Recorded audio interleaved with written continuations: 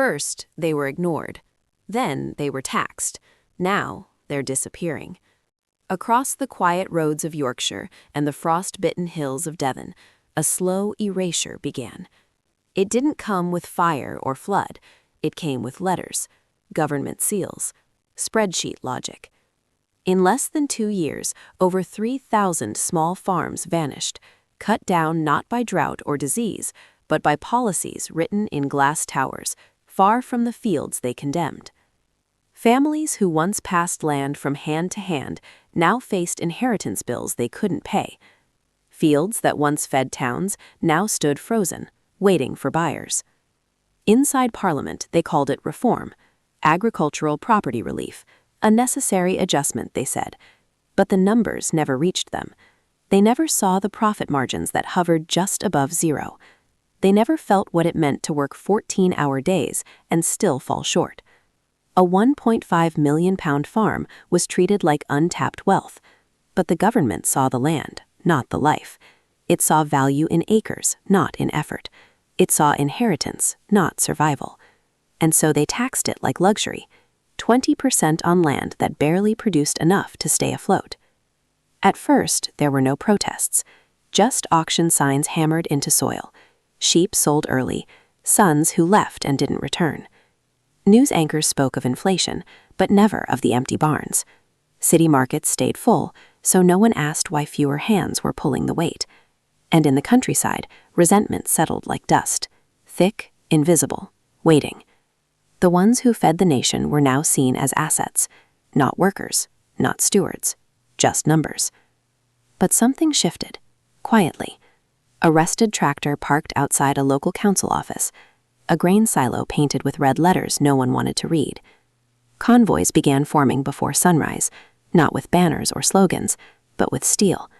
Machines that once harvested wheat now idled at roundabouts, engines running. No leaders, no speeches, just presence. The first message was simple. They would not be erased quietly. The government stayed silent, believing it would pass, that farmers would fold. But in the hedgerows and laybys, momentum built. They weren't asking for help anymore. They were preparing to force a reckoning. This wasn't a protest. It was a response. For every policy ignored, for every family pushed out, a line was drawn. Not in debate, but in diesel. Not in courtrooms, but in the soil itself. And by the time the capital turned its eyes toward the countryside had already started moving. Frost still clung to the fields when the notices arrived. White paper, black ink. Language polished enough to sound procedural, yet cold enough to gut a legacy. To Westminster, it was a simple adjustment. Any farm valued above £1 million would now face a 20% tax. But no one stepped into the barns. No one saw the rust on the combine harvester. No one sat in the farmhouse kitchen when the numbers stopped making sense. Behind every line on a spreadsheet stood lives built on £30,000 profits and 6-figure land values. The math was policy. The reality was collapse. In South Cumbria, a family sold their last 50 sheep before the inheritance bill arrived. The son, meant to take over, had already left, beaten not by drought, but by despair. The farm was worth 7 figures on paper, but it couldn't afford a second tractor. The state called it fairness. The village called it the end. Not one policy official visited the land. They didn't see the fuel receipts or the veterinary invoices or the stack of unpaid equipment leases. They didn't hear the silence in the milking shed after the herd was sold. By February, the pattern spread. Cornish hills, once dotted with cattle, turned still. Auction signs appeared where boundary stones once marked pride. Tractors remained idle, not by choice, but by resignation. What began as policy quickly became plague. Land wasn't being inherited, it was being liquidated. Wills rewrote themselves in the language of surrender. Parents told their children to walk away, stay in the city, don't fight what can't be fed. Entire regions faded from the supply chain, not in protest, but in quiet defeat. But the government never paused. Advisors rebranded the crisis as overdue reform. They labeled the rural outcry as overreaction. They didn't see what was rising beneath the surface. In Norfolk, barns that once held wheat now stored signs of resistance. In Shropshire, land was sold to investment firms weeks before planting season, No time for farewells, just deeds signed and generations erased. The tax didn't only target money, it targeted memory. It made every acre a liability. What once fed cities now fed balance sheets. Buyers came with briefcases, not boots. Foreign interests picked up failing farms for less than the value of the machinery rusting on site. Britain wasn't feeding itself anymore. It was selling off the very means to try. And yet the field stayed green, disguising the decay. To an outsider, it looked like order, but under the surface, something had snapped. A quiet, invisible fracture in trust. The state had stopped protecting the people who fed it, and when that bond broke, what rose wasn't a plea, it was a plan. The farms were dying, but the machines, the ones that remained, were still waiting. They rolled in before dawn, not with slogans or chants, but with steel, forged in fields and tempered by collapse. The city had not yet stirred when the first headlights pierced the outskirts. 10-ton harvesters, milk tankers, bale loaders. Their engines rumbled like thunder under the asphalt. They came not to negotiate, not to riot, but to remind. These were the machines that kept breakfast on the table, and now they were here to withdraw that privilege. At 4:43, traffic cameras caught the first images. Slow, deliberate convoys crossing into London's arteries. By 5:12, motorways glowed red with blockages. Tractors lined junctions like barricades. Trailers turned sideways. No banners, no noise, just presence. Every driver sat calm, fixed forward, as if waiting for someone to finally look them in the eye. Many hadn't turned a profit in months. Some hadn't planted in a year. All of them carried the same truth. If they weren't going to be heard in silence, they would be seen in stillness. By 6 o'clock, supermarket hubs issued silent alerts. Lorries rerouted, supply chains paused. A government memo circulated behind closed doors. Perishable food reserves in the capital would not survive the week. By 7:42, police confirmed full standstills on 6 major routes. No clashes, no arrests, just mass, deliberate inertia. The blockade wasn't chaos. It was control reclaimed by those who had none left. The ministry labeled it obstruction. The press called it coordinated unrest. But to those in the cab, it was something else entirely. A funeral procession for an industry already written off. Every parked machine outside Parliament represented not rebellion, but removal. Livelihoods taxed out of existence. Generations displaced. An entire system left to rot, while policy papers called it fairness. Inside command centers, strategy broke against reality. Riot gear meant nothing against a 12-ton forage harvester. No law existed for this kind of protest, because no one had imagined it. And in that vacuum, a deeper fear took root. These machines weren't just stopping traffic, they were the visible tip of a deeper refusal. Fields left bare, crops unplanted, food no longer moving, not out of spite, but because there was nothing left to move. By midday, the city was encircled.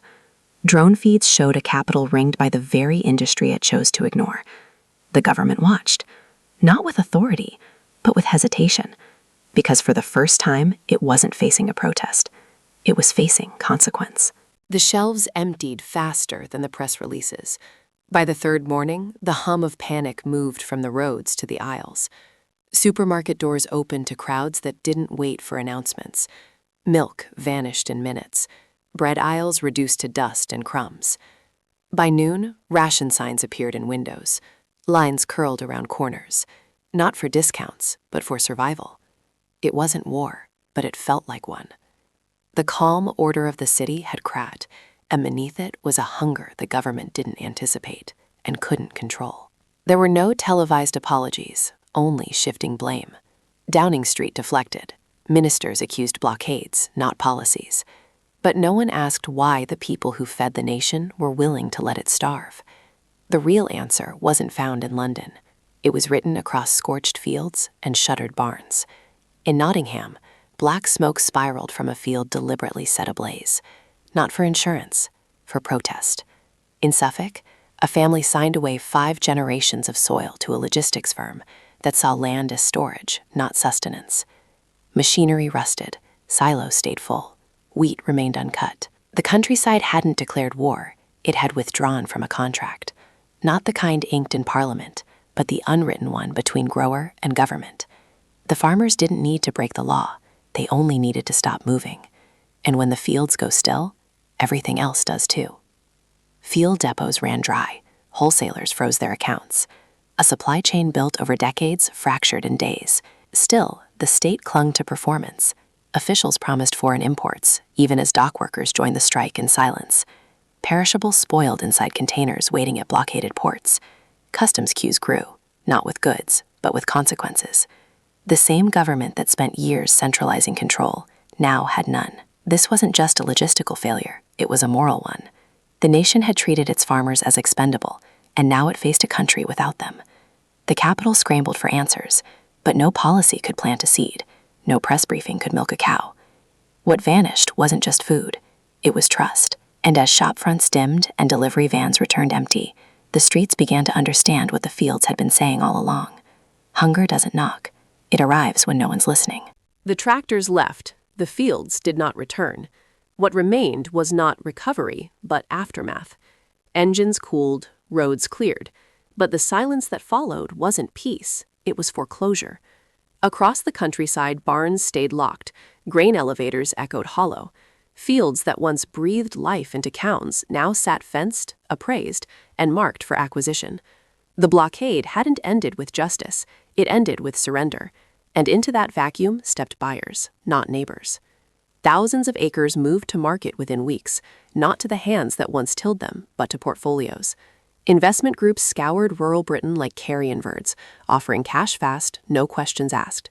Land was no longer a legacy, it was inventory. The government called it resilience restructuring, but those who had just watched their way of life collapse knew better. It wasn't reform, it was liquidation. In Wiltshire, a family that had held the same land since 1894 received their final notice. In Kent, an entire estate was bought by a logistics firm from Singapore. In Northumberland, 3 villages now share a single operating farm, owned by a holding company based in Luxembourg. The machines rust, the silos empty, and the generation that once rose with the sun has vanished. London celebrated stability. Ministers smiled through briefings, pointing to GDP upticks and stabilized imports. But in the rural heart, those numbers meant nothing. They didn't reflect the barns being dismantled, the hedgerows bulldozed, the silence of communities gutted of their purpose. School buses no longer run. Shops once fed by nearby farms now wait for foreign trucks that may never arrive on time. This didn't happen overnight. It wasn't a surprise. It was a system-wide decision to sacrifice sustainability for solvency, to frame collapse as correction. The signs were there. Tractors circling Parliament, shelves running dry, fields left fallow. A government that had been warned, repeatedly, chose to pretend the warnings were exaggerations.